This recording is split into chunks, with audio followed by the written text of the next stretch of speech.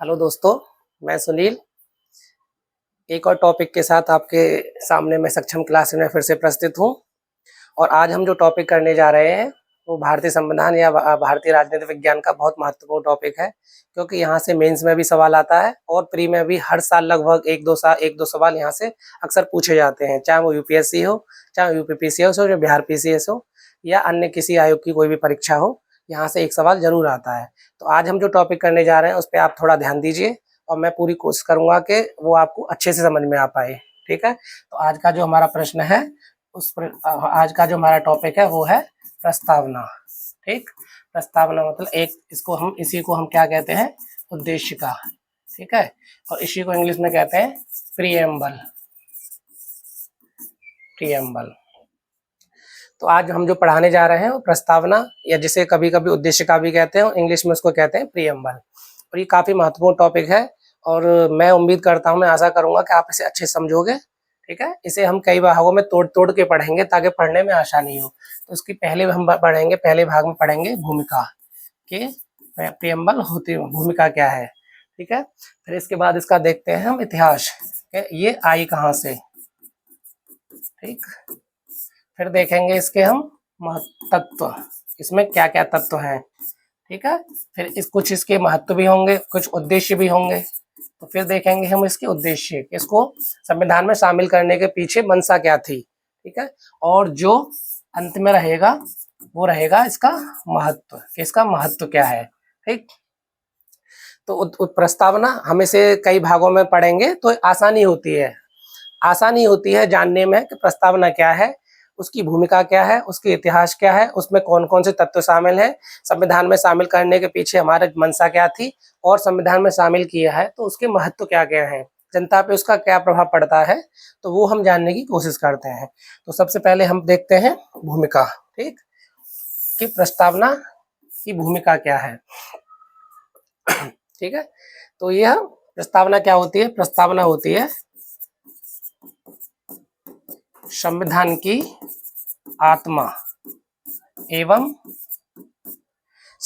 आत्मा एवं दर्शन का सार। क्या होती है, संविधान की आत्मा एवं दर्शन का सार है, क्या है, प्रस्तावना।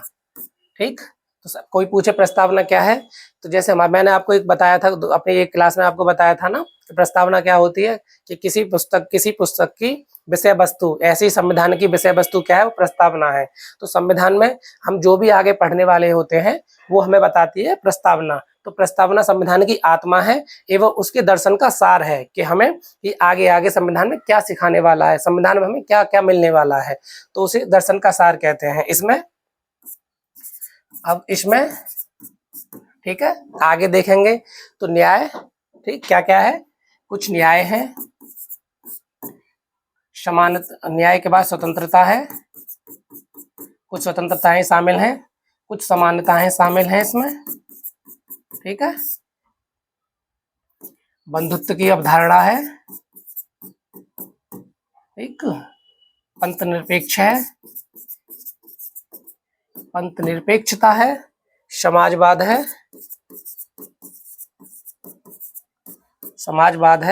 अखंडता है, अखंडता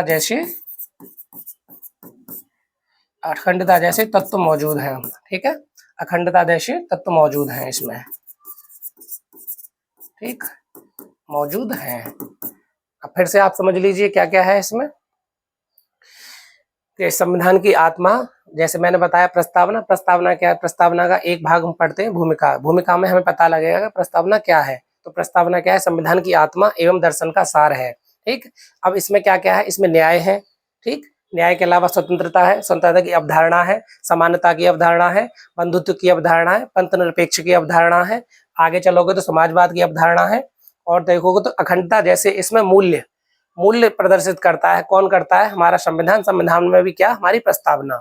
अब एक एक करके हम इन शब्दों को थोड़ा डिफाइन कर लेते हैं। ठीक है, तो वो ज्यादा अच्छा रहेगा हमारे लिए। अब क्या, इसकी ये संविधान की भूमिका हो गई है। अब देखते हैं इतिहास। ठीक, इनको हम थोड़ा आगे डिफाइन करेंगे। ठीक है, अब मैं इसको मिटा देता हूँ, आपने लिखना हो दोबारा रिपीट करके लिख लेना। फिर से बता देता हूँ, भूमिका में क्या लिखेंगे हम, संविधान की आत्मा एवं दर्शन का सार है क्या, प्रस्तावना। इसमें क्या क्या है, इसमें न्याय है, न्याय के अलावा स्वतंत्रता है, समानता की अवधारणा है, बंधुत्व की अवधारणा है, पंथ निरपेक्षता की अवधारणा है, समाजवाद की अवधारणा, अखंडता जैसे अनेक तत्व मौजूद हैं जो मूल्यों से बंधे हैं अपना। ठीक है, अब मैं आगे चल के अब मैं इसके बारे में बताता हूँ। इसका सेकंड एस्पेक्ट था इतिहास। ठीक है, इतिहास के बारे में जानते हैं। मैंने आपको एक क्लास में बताया था जो आपको याद होगा। ठीक है, उसके चलो इतिहास के बारे में देखते हैं। तो इतिहास के बारे में इसके 2 पॉइंट आते हैं कि कब शामिल हुआ, ठीक है, और शामिल करने की घोषणा कब हुई थी। ठीक, तो आपको एक डेट याद रखनी होगी, 13 दिसंबर 1946 को। ठीक है, तो भारत के जो जवाहरलाल नेहरू जी, पंडित जवाहरलाल नेहरू जी ने ठीक है 13 दिसंबर 1946 को इसे संविधान सभा में प्रस्तुत किया था। क्या किया था? प्रस्तुत, ध्यान रखना, क्या किया था? प्रस्तुत किया था संविधान सभा में। और 22 जनवरी 1947 को क्या हुआ? संविधान सभा ने इसे स्वीकार किया। ठीक है, तो क्या किया? ये 2 डेट याद रखना है कि 13 दिसंबर 1946 को जवाहरलाल नेहरू ने इसे संविधान सभा में प्रस्तुत किया था और 22 जनवरी 1947 को हमारी संविधान सभा ने इसे संविधान में स्वीकार कर लिया। 22 जनवरी 1947 से लेकर आज तक ये संविधान का अभिन्न अंग है। क्या? भारत की प्रस्तावना, संविधान की प्रस्तावना। ठीक है, ये इसका इतिहास हो गया है। ठीक, और वही मैंने आपको बताया था 26 जनवरी 1950 को हमारा संविधान लागू हो गया था, 26 नवंबर 1949 को संविधान को अपना लिया गया था। ये 4 डेट आपको कभी कभी एग्जाम में पूछ ली जाती हैं और यहाँ से अक्सर प्रश्न आपको देखने को मिलता है। इतिहास हो गया। अब इसके बाद हम देखते हैं इसके प्रमुख तत्व। ठीक है, तो संविधान में कुछ प्रमुख तत्व हैं।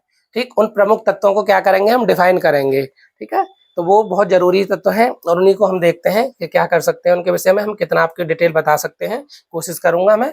तो पहला एक है, जैसे आपने देखा होगा, हम भारत के लोग, भारत की संप्रभुता। ठीक है, तो पहला एक शब्द आता है संप्रभु। ये भारतीय प्रस्तावना का बहुत मतलब एक तरह से प्रमुख तत्व हैं जो आते हैं। पहला उसमें संप्रभु। ठीक है, संप्रभु। फिर दूसरा आता है उसमें समाजवादी। ठीक है, तीसरा आता है पंथ निरपेक्ष। तीसरा क्या आता है? पंथ निरपेक्ष। चौथा क्या आता है? लोकतांत्रिक।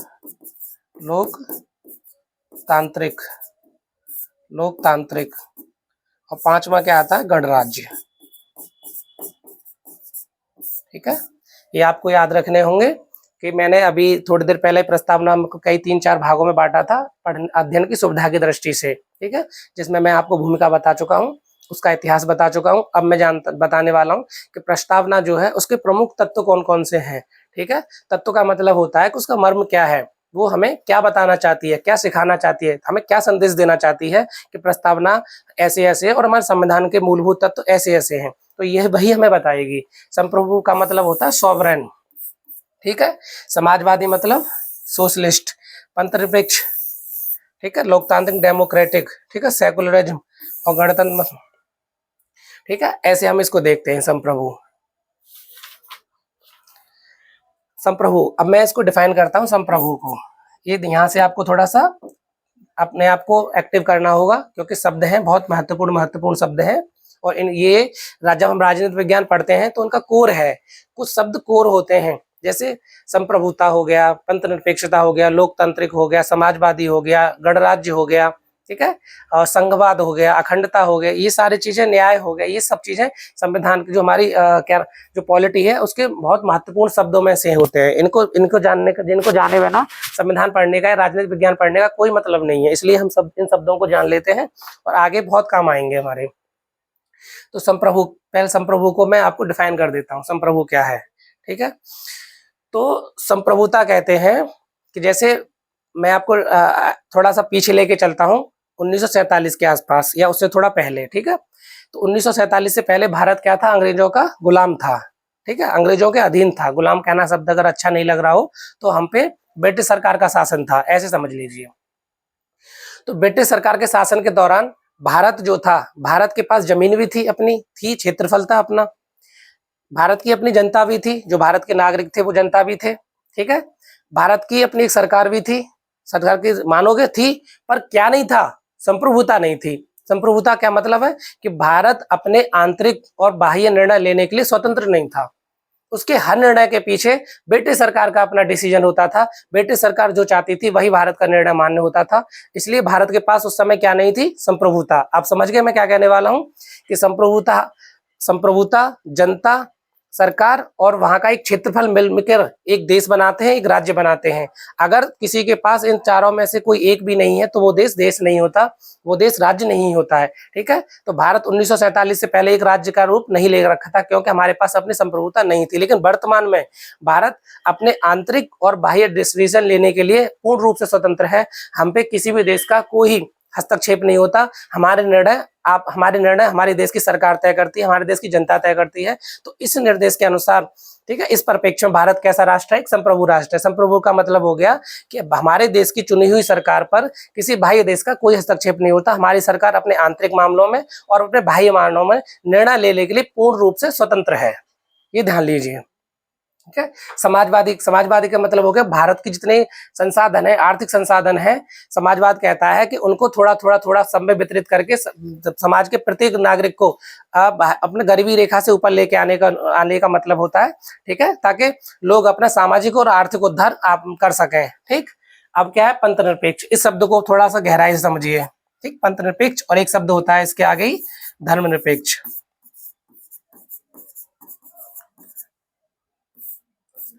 धर्मनिरपेक्ष और पंथनिरपेक्ष। पंथनिरपेक्ष का मतलब क्या, सेकुलरिज्म, ठीक है। सेकुलर का मतलब क्या होता है वो मैं आपको समझा देता हूँ, और धर्मनिरपेक्ष का मतलब क्या है। ये दोनों बड़े अटपटे शब्द लगते हैं और इनका बहुत बच्चों को नहीं पता होता, पर मैं इनको अर्थ समझाने का आपके लिए कोशिश करता हूँ और पूरी कोशिश करूंगा कि आपको आज ही क्लियर हो जाए।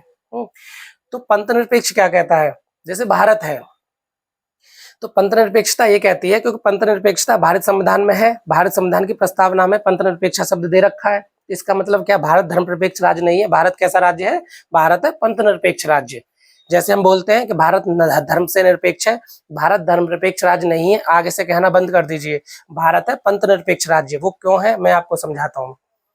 पंथनिरपेक्ष का मतलब देखो, पहले समझो धर्मनिरपेक्ष का। धर्मनिरपेक्ष मतलब होता है कि राज्य का कोई धर्म नहीं है, देश का कोई धर्म नहीं है, देश किसी भी धर्म को नहीं मानता, न किसी धर्म को संरक्षण प्रदान करता है, मतलब उस देश का कोई भी धर्म नहीं है, ठीक है, वो धर्मनिरपेक्ष है। पर पंथनिरपेक्ष क्या कहता है कि राज्य का कोई धर्म नहीं है, लेकिन राज्य अपने देश में प्रत्येक धर्म को समान रूप से अवसर प्रदान करता है, समान रूप से उनको बढ़ने के लिए अवसर प्रदान करता है, समान रूप से उनको संरक्षण प्रदान करता है। तो राज्य की दिशा में प्रत्येक धर्म समान रूप से है, पर राज्य का अपना कोई धर्म नहीं है, ठीक है। तो संरक्षण प्रत्येक राज्य को समान रूप से प्रदान करता है, पर राज्य का अपना कोई धर्म नहीं है। धर्मनिरपेक्ष क्या कहता है कि राज्य का ही कोई धर्म नहीं है और ना राज्य किसी धर्म को मानता, उस देश में कोई अपना धर्म नहीं है। जैसे कि पंथनिरपेक्ष, वैसे भारत आप देखोगे तो हिंदुओं के त्योहार पे दिवाली है, रक्षाबंधन है, ठीक है, होली है, उन पे भी छुट्टियां देता है।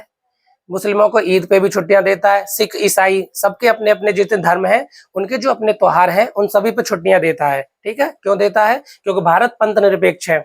धर्मनिरपेक्ष का मतलब होता है कि आपके निजी रिलीजन में कौन सा अवसर है, कौन सा त्योहार है, इससे देश को कोई फर्क नहीं पड़ता, उस पर कोई छुट्टी नहीं देता, क्योंकि वो आपके धर्म को मानता ही नहीं है, वो अपने आप को धर्मनिरपेक्ष कहता है। वहां पे छुट्टियां वहां पे छुट्टियां होती हैं जो नेशनल ड्यूटी जो होती हैं, तो नेशनल हॉलीडे जो होते हैं उन पर छुट्टियां होती हैं। तो इसका कुछ हम देखते हैं किसके नजदीक है, ये फ्रांस के नजदीक है, ठीक है। फ्रांस अपने आप को धर्मनिरपेक्ष कहता है और पंथनिरपेक्ष में भारत आता है, ठीक है, क्योंकि भारत का अपना कोई धर्म नहीं है, पर भारत प्रत्येक धर्म को समान अवसर, समान संरक्षण प्रदान करता है, प्रत्येक धर्म को समान इज्जत के साथ देखता है, ठीक है। आप समझ में आ गए। अब आता है लोकतांत्रिक। लोकतांत्रिक का मतलब क्या होता है वो देख लीजिए। लोकतांत्रिक का मतलब होता है जो मतलब लोकतंत्र में जो जनता ही सत्ता की अंतिम शक्ति होती है, मतलब जनता के पास ही अंतिम रूप से शक्ति किसके पास होती है, जनता के पास, क्योंकि जनता ही सरकार को चुनकर भेजती है और वही सरकार फिर शासन करती है, फिर 5 साल बाद जब भी चुनाव हो रहे होते हैं फिर से वो दोबारा से ही जनता फिर से सरकार को चुनकर भेजती है। तो लोकतंत्र में अंतिम शक्ति किसके पास होती है? तो लोकतंत्र में अंतिम शक्ति जनता के पास होती है, क्योंकि जनता ही उस सरकार को चुनकर शासन के लिए भेजती है। ठीक है, तो लोकतंत्र का मतलब समझ में आ गया। डेमोक्रेटिक, गणराज्य मतलब होता है रिपब्लिक। अब भारत एक गणराज्य है, आपने सुना होगा और पढ़ा भी होगा, भारत गणराज्य। अब गणराज्य है तो इसके पीछे क्यों है वो भी देख लेते हैं।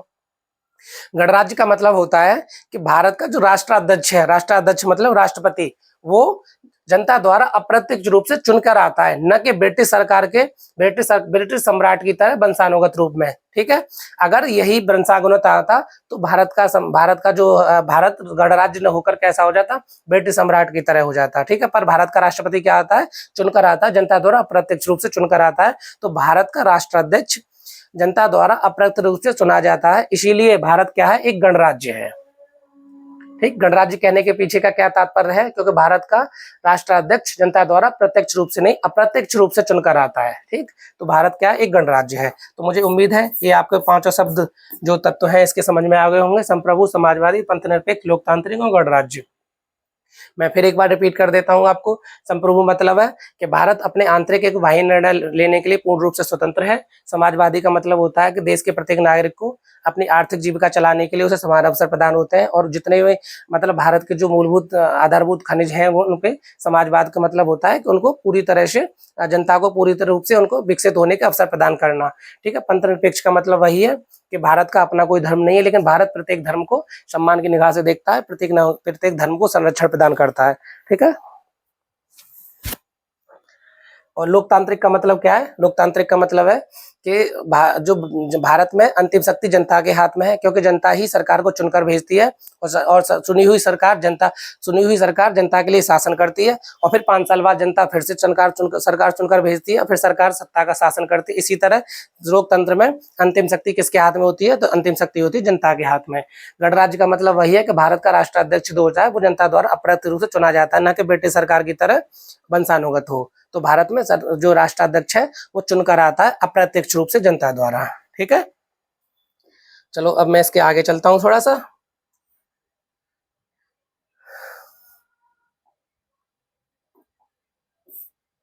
ठीक, अब इसके आगे क्या है हमारा?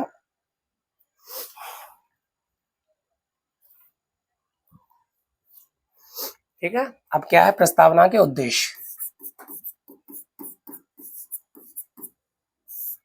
प्रस्तावना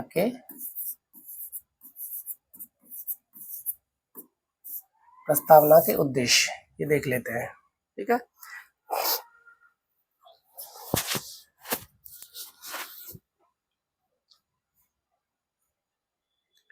अब प्रस्तावना के उद्देश्य मैंने एक दिन आपको पढ़ाया भी था, अब फिर से देख लेते हैं। ठीक है, ये है। तो उद्देश्य का मतलब क्या होता है कि अगर हमने कोई चीज बनाई है तो उसका कुछ ना कुछ हमें चाहिए होता है, उसके वो जनता पे जाके ये असर छोड़े, उसको प्राप्ति के लिए हमारी को ललक होती है। ठीक है, कि अब अगर हमने कोई मानो कोई जेट बनाया विमान, जैसे अभी देखा ऑपरेशन सिंदूर के दौरान हमारी ब्रह्मोस मिसाइल हमने कब की बना के रखी हुई है, पर आज काम आई थी ना। वो क्यों? क्योंकि हमारा उद्देश्य क्या था कि जब विपत्ति के समय हमारे पास कुछ ऐसे हथियार हों, ऐसे साधन हों कि हम अपने देश की रक्षा कर सकें। तो ऐसी संविधान का भी रहता है। तो संविधान के अब जब संविधान हमने बनाया है तो उसके कुछ अपने उद्देश्य भी हैं। वो उद्देश्य क्या है? तो जनता के द्वारा कुछ ना कुछ जनता से हम प्राप्त करना चाहते हैं, जनता को कुछ देना चाहते हैं, ऐसे उद्देश्य होते हैं। तो हमारे संविधान का उद्देश्य क्या है? तो न्याय सुनिश्चित करना। ठीक है, न्याय सुनिश्चित करना। ठीक, फिर क्या है? स्वतंत्रता देना। किसको? अपने नागरिकों को स्वतंत्रता देना। फिर क्या है? समानता देना, समानता के अवसर प्रदान करना। ठीक है, और क्या है? बंधुत्व की भावना। ठीक, बंधुत्व की अवधारणा, बंधुत्व की भावना विकसित करना। ठीक है, अब ये फिर से देख लेते हैं हम यहाँ पे न्याय। अब न्याय भी कितने प्रकार के हैं? 3 प्रकार के। 3 प्रकार के न्याय में कौन कौन से न्याय हैं? सामाजिक न्याय स्थापित करना, सामाजिक आर्थिक न्याय स्थापित करना, और तीसरा क्या है?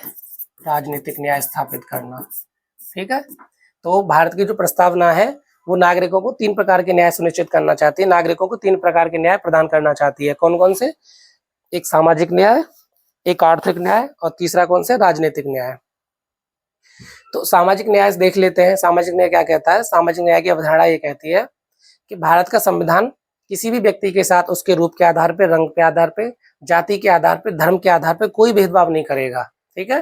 सामाजिक न्याय ये कहता है कि प्रत्येक व्यक्ति को अपने आप को गरिमापूर्ण जीवन जीने के लिए, सुनिश्चित ऊपर उठाने के लिए, ठीक है, उसको समान अवसर प्रदान होंगे। जैसे ही एक किसी भी धर्म के व्यक्ति को मिलते हैं, वैसे ही पिछड़ी जाति के, छोटी जाति के, किसी भी धर्म का, धर्म के आधार पे, जाति के आधार पे, रूप के आधार पे, रंग के आधार पे उसके साथ कोई भेदभाव नहीं होगा। ये कहता है सामाजिक न्याय। आर्थिक न्याय, आर्थिक न्याय का मतलब यही हो गया व्यक्ति को कि उसकी अर्थव्यवस्था चलाने के लिए, उसकी जीविका चलाने के लिए साधन सरकार के उसके संग अमीर गरीब या ऊंच नीच किसी के आधार पर उसके साथ भेदभाव नहीं करेगी। उसके संग वो अपना जैसे जीविका चलाने के लिए उसे जो सही जरूरी लगता है वो व्यक्ति करेगा, पर कानून के दायरे में रह के। राजनीतिक न्याय भी वही कहता है कि व्यक्ति को राजनीतिक रूप से ऊपर उठने के लिए उसे समान अवसर प्राप्त होंगे, उसे किसी तरह से कोई भेदभाव नहीं किया जाएगा। ये आर्थिक हो गए। अब स्वतंत्रता देख लेते हैं। तो स्वतंत्रता भी कुछ कहती है। अब कितने प्रकार की स्वतंत्रता है? 1 प्रकार की, 2 प्रकार की, 3 प्रकार की, 4 प्रकार की और 5 प्रकार की। तो कितने प्रकार की स्वतंत्रता देता है हमारा संविधान? ये ध्यान रखना, यहाँ से क्वेश्चन आता है। तो 3 प्रकार के न्याय, 5 प्रकार की स्वतंत्रता। अब कौन कौन स्वतंत्रता देता है वो देख लेते हैं। ठीक है? तो पहला है विचार की स्वतंत्रता। कैसी स्वतंत्रता? विचार की। दूसरी अभिव्यक्ति की। ठीक है? दूसरी अभिव्यक्ति की स्वतंत्रता देता है। तीसरी किसकी स्वतंत्रता देता है? विश्वास की। ठीक। चौथी धर्म की और 5वीं उपासना की। ये 5 प्रकार की स्वतंत्रता कौन प्रदान करता है? हमारा संविधान। संविधान में भी क्या? हमारी प्रस्तावना। ठीक है? विचार की स्वतंत्रता मतलब क्या है कि मेरे अंदर कौन से विचार आ रहे हैं या मैं किसी को कौन से विचार प्रकट कर रहा हूँ, ये मेरी अपनी स्वतंत्रता है। अभिव्यक्ति का मतलब है अभिव्यक्ति की आजादी, बोलने की आजादी मुझे मेरे संविधान ने प्रदान की है। हालांकि इसमें कुछ आपको रोकते भी हैं कि आप कुछ ऐसा नहीं बोल सकते जिससे देश की अखंडता, एकता पे कोई सदमा आए या कोई संकट के बादल छाए। ठीक है? विश्वास की स्वतंत्रता, मुझे किसी व्यक्ति के, किसी धर्म के, किसी आस्था के प्रति कोई विश्वास है तो मैं कहता हूँ मुझे कौन सा धर्म अपनाना है, मैं किस धर्म में पैदा हुआ हूँ या मुझे कौन सा धर्म अपनाना है, ये मेरी अपनी स्वतंत्रता है। ऐसी उपासना की स्वतंत्रता देता है। तो ये 5 प्रकार की स्वतंत्रता हमें कौन देता है? ये 5 प्रकार की स्वतंत्रता हमें हमारा संविधान देता है। आगे से ध्यान रखो। ठीक है? 3 प्रकार के न्याय और 5 प्रकार की स्वतंत्रता। अब फिर पूछता समानता, तो 2 प्रकार की क्या देता है? समानता। ठीक है? 2 प्रकार की समानता में क्या क्या है? एक अवसर की समानता, नहीं, एक प्रतिष्ठा की समानता, ठीक है, और एक अवसर की समानता। ठीक? प्रतिष्ठा और अवसर, ये दोनों प्रकार की समानता प्रदान करता है। कौन करता है हमें? ये करती है हमारी क्या नाम है, हमारी प्रस्तावना। ठीक है? इक्वलिटी। तो प्रतिष्ठा की समानता का मतलब क्या है कि मुझे गरिमापूर्ण जीवन जीने के लिए, सम्मान के साथ जीवन जीने के लिए मुझे मेरा अधिकार कौन देता है? संविधान देता है। अवसर का मतलब है कि मुझे गरिमापूर्ण जीवन जीने और प्रतिष्ठा के साथ जीने के लिए मुझे भी बाकी लोगों की तरह समान अवसर प्रदान सरकार करेगी। ठीक है? चाहे वो किसी नौकरी में हो, चाहे किसी बिजनेस में हो, किसी भी क्षेत्र में हो, गरिमापूर्ण जीवन जीने के लिए मुझे अवसर समान रूप से प्राप्त होंगे, ऐसा हमारा संविधान कहता है।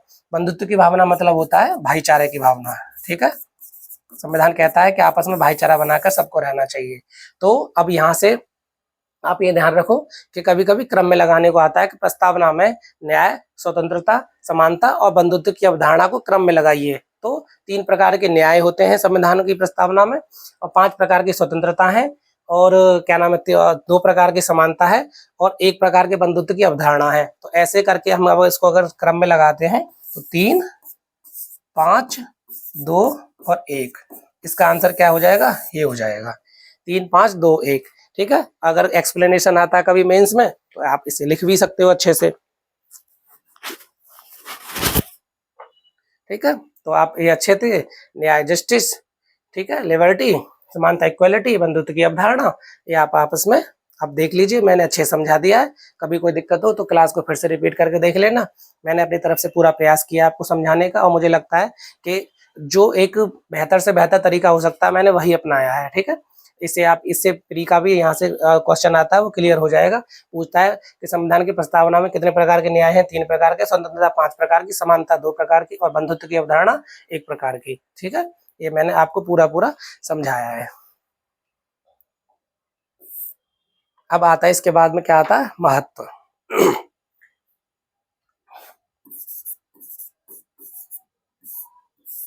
महत्व देख लेते हैं, महत्व क्या है इसका।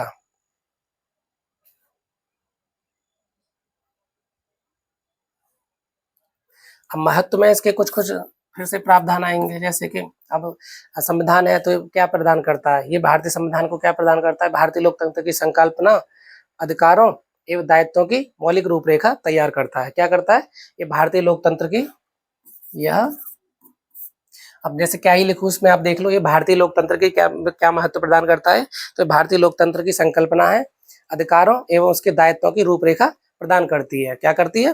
क्या क्या करती है? संकल्पना, अधिकारों एवं दायित्वों की मौलिक रूपरेखा। क्या? संकल्पना, संकल्पना, मौलिक अधिकारों, संकल्पना, मौलिक अधिकारों, मौलिक अधिकारों, संकल्पना, मौलिक अधिकारों एवं दायित्वों की, एवं दायित्वों की एक रूपरेखा, रूपरेखा तैयार करती है या प्रदान करती है, तैयार करती है या प्रदान करती है। क्या करती है? यही इसका एक महत्व है। ठीक है, ये संकल्पना, मौलिक अधिकारों, मौलिक, ये संकल्प, यह एक संकल्पना, यह संकल्पना मौलिक अधिकारों, दायित्वों की एक रूपरेखा तैयार या प्रदान करती है। ठीक है, अब इसके बारे में कुछ और तथ्य जान लेते हैं जो महत्वपूर्ण है। जैसे कि अब ये जो है ना, ये न्यायालय द्वारा बाध्य योग्य तो है, पर न्यायालय द्वारा इसे कानून रूप से बाध्यकारी नहीं है ये। ठीक है, जैसे कि क्या कह रहा है, मैं क्या कहने की कोशिश कर रहा हूँ, फिर देखो कि इसके जैसे प्रस्तावना में कभी प्रस्तावना को लेकर कभी कोई चिंता व्यक्त की जाती है या कोई प्रश्न उठता है, तो न्यायालय में इसको लेकर जाया जा सकता है। ये न्यायालय द्वारा वाद योग्य है। ठीक है, क्या है? वाद योग्य, वाद योग्य तो है, वाद योग्य है, लेकिन कानूनी रूप से, लेकिन कानूनी रूप से बाध्यकारी नहीं है, कानूनी रूप से बाध्यकारी नहीं है। ठीक है, कानूनी रूप से बाध्यकारी का मतलब क्या है कि जैसे हम कानूनी रूप से मौलिक अधिकार लागू करते हैं, ठीक है, संविधान में बहुत सारे प्रावधान है, उनको कानूनी रूप से लागू करते हैं, उसी तरह इसे कानूनी रूप से हम लागू नहीं कर सकते। बस ये है कि कभी इसको कोई प्रश्न चिन्ह उठता है प्रस्तावना को, तो उसको लेकर न्यायालय में जा सकते हैं, वाद योग्य है, पर न्यायालय से कानूनी रूप से सभी भारत के नागरिकों पे लागू नहीं कर सकता। ठीक है, ये वाद योग्य नहीं है। ठीक, अब ऐसे ही इसके लिए देखे, जैसे दो निर्णय थे। ठीक है, एक जैसे ये बात हो गया। अब जैसे कहते हैं कि ये संविधान में है, ठीक है, तो कब से है और है, तो इसके विषय में और क्या क्या है। जैसे कि सुप्रीम कोर्ट ने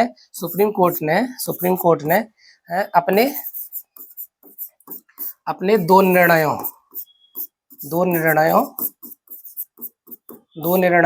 कौन कौन से? एक है केशवानंद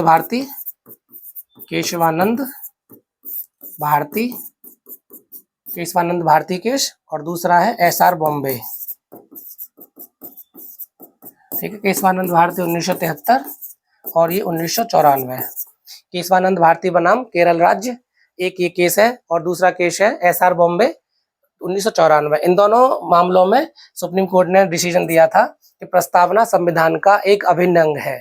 क्या बोला था इन दोनों मामलों में? कि प्रस्तावना संविधान का एक अभिन्न अंग है, और ये मूलभूत ढांचा घोषित कर दिया। अच्छा, मूलभूत ढांचा घोषित करते ही क्या हो जाता है कि सुप्रीम कोर्ट मतलब संसद अब उसमें परिवर्तन कर सकती है, पर इतना नहीं कर सकती कि उसके मर्म को खा जाए। ठीक है, उसके मूलभूत संरचना में परिवर्तन नहीं कर सकती है, उसमें समयानुसार संशोधन हो सकता है, पर मूलभूत उसे हटा नहीं सकती है, उसे संविधान से हटा नहीं सकती है, क्योंकि वो संविधान का मूलभूत ढांचा इन दोनों केस में सुप्रीम कोर्ट ने घोषित कर दिया है। ठीक है, अब एक और आता है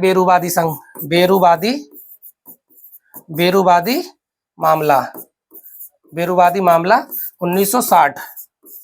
ठीक है, इसको ध्यान रखना। बेरूबादी मामला का है 1960। इसमें सुप्रीम कोर्ट ने, क्योंकि इन दोनों से पहले था, तो इसमें सुप्रीम कोर्ट ने प्रस्तावना को संविधान का अंग नहीं माना था। ठीक है, तो ये नहीं माना था, ध्यान रखना। इसमें सुप्रीम कोर्ट ने प्रस्तावना को संविधान का अंग नहीं माना था। ठीक, अब आगे चलते हैं। यहाँ से कुछ अब मैं आपके लिए प्री के कुछ फैक्ट फिर से देख लो इसको। तो महत्व क्या है, यह संकल्पना मौलिक अधिकारों एवं दायित्वों की एक रूपरेखा प्रदान करती है। अब क्या है, एक और कभी कभी आपने देखा होगा स्टेटमेंट में आ जाता है कि प्रस्तावना वाद योग्य है लेकिन कानूनी रूप से बाध्यकारी नहीं है, ये ध्यान रखना आपको। सुप्रीम कोर्ट ने अपने 2 निर्णयों, केशवानंद भारती 1973, एसआर बॉम्बे 1994, इन दोनों मामलों में कहा था कि प्रस्तावना संविधान का अभिन्न अंग है। और बेरूबादी मामला 1960 में, जो कि इन दोनों से पहले का था, उसमें कहा था कि प्रस्तावना संविधान का अभिन्न अंग नहीं है। और इन दोनों केस में सुप्रीम कोर्ट ने अपने पुराने डिसीजन को पलटा था। ठीक है,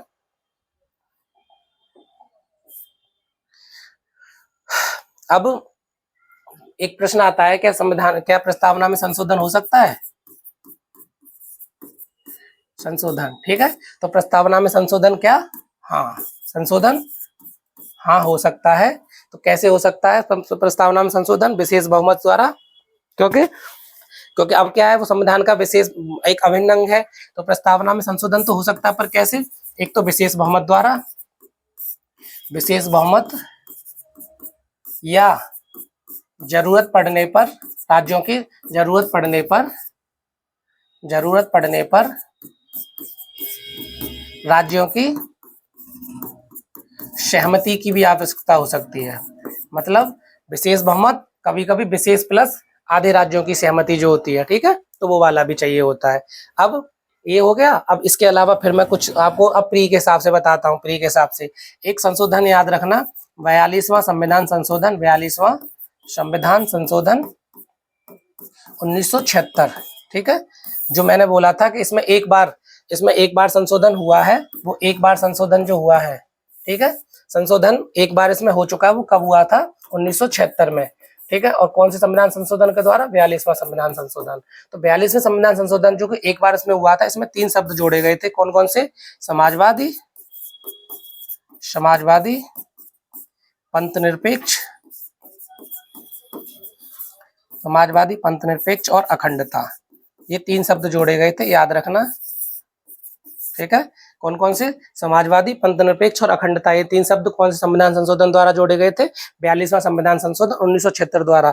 और यही एकमात्र अभी तक प्रस्तावना में संशोधन हुआ है, 42वां संविधान संशोधन 1976 द्वारा।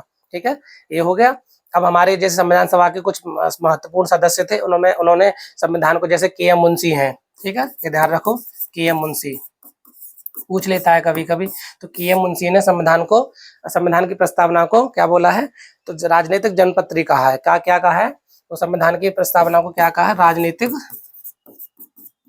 राजनीतिक जन्मपत्री। तो पूछ लेता है कभी कभी कि प्रस्तावना को राजनीतिक जन्मपत्री किसने कहा है? तो के एम मुंशी ने। ऐसे ही एक और हमारे अल्लादी कृष्ण स्वामी अय्यर हैं, अल्लादी